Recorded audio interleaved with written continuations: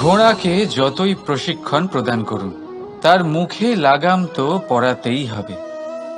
একজন ভালো চালক সেই ঘোড়ার লাগাম মাঝে মাঝে টেনে ধরে, তাকে সঠিক পথে চালিত করতে, যাতে সেই ঘোড়া দিকভ্রান্ত না হয়।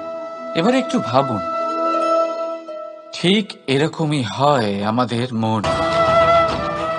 যদি এটা বিবেকের লাগাম দিয়ে মাঝে মাঝে আমরা টেনে না ধরি, তাহলে আমাদের এই মন দিকভ্রান্ত হতে পারে।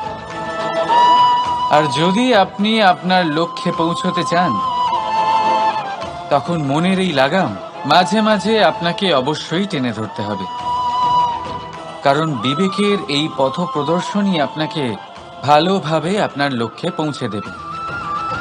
মনে রাখবেন, আর আমার সাথে ভালোবেসে বলবেন, রাধা রাধা।